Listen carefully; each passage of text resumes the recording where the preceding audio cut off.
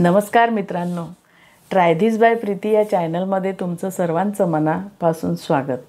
आणि आज मी सांगणार आहे की उपासना करताना मला बऱ्याचदा असं वाटतं की ईश्वर भक्ती हा एक प्रवास आहे, परंतु प्रत्येकाला ती उदाहरणासहितच समजावं लागतं.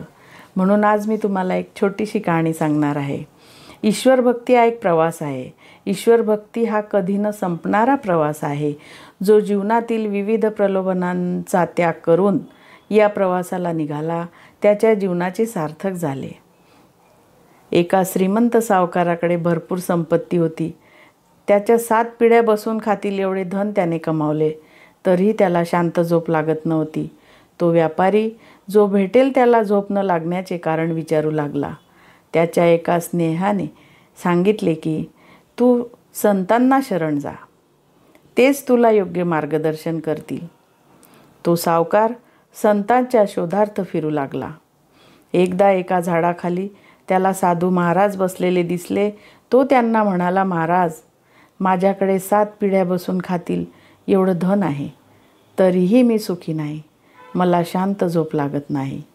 साधूंनी विचारले, तुला कोणती चिंता सतावत आहे? सावकार म्हणाला, महाराज, मी एवढे धन कमावले आहे, परंतु पुढील पिढ्यांना ते धन सांभाळता नाही आले तर त्याचे काय होईल?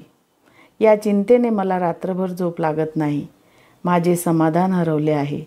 त्याच्यावर साधू महाराज हसले आणि म्हणाले, काळजी करू नकोस. समोरच्या डोंगरावर झोपडीत एक म्हातारी राहते. तिला हे तांदूळ मी दिले असं सांग. ती तुझी चिंता दूर करेल. त्यावर सावकार साधूने दिलेले तांदूळ घेऊन डोंगरावर गेला. तेथे एक झोपडी होती. तिला दारही नव्हते.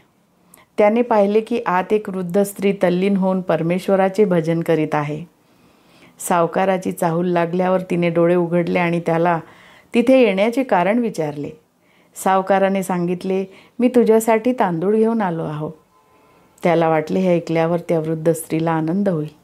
या उलट ती सावकाराला म्हणाली, मी तुझ्याकडे तांदूळ मागितले होते का? नाही ना? मग पिशवी उचल आणि चालू लाग.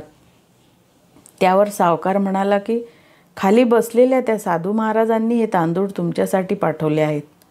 त्यावर वृद्ध स्त्री म्हणाली, साधू महाराजांना सांग, माझ्याकडे 2 दिवस पुरतील इतके तांदूळ आहेत. त्यावर सावकार म्हणाला, अहो 2 दिवसानंतर लागतीलच ना मग हे तांदूळ. ठेवून घ्या, तुझ्या 3ऱ्या दिवशीच्या तांदळाचा प्रश्न मिटेल.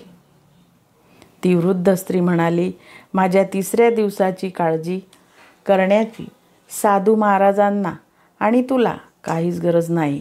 जर ज्याच्यावर सर्वस्वाचा भार टाकून मी या निर्जन स्थळी भजन करत बसले, त्या परमेश्वराला माझी काळजी आहे. जो मुंगीलाही उपाशी ठेवत नाही, तो माझी सर्व व्यवस्था पाहिल, हा माझा विश्वास आहे. हे ऐकून श्रीमंत तांदळाची पिशवी घेऊन परत आला. त्यांनी ती पिशवी साधू महाराजांना परत दिली. साधू महाराजांनी त्यांना विचारले, तुला तुझ्या समस्येचे समाधान मिळालं का?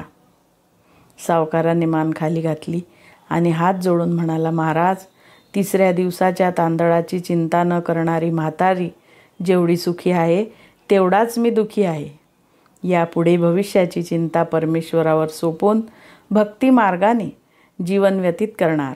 कारण खरे सुख हे भोजनात नसून परमेश्वराच्या भजनात आहे. धन्यवाद.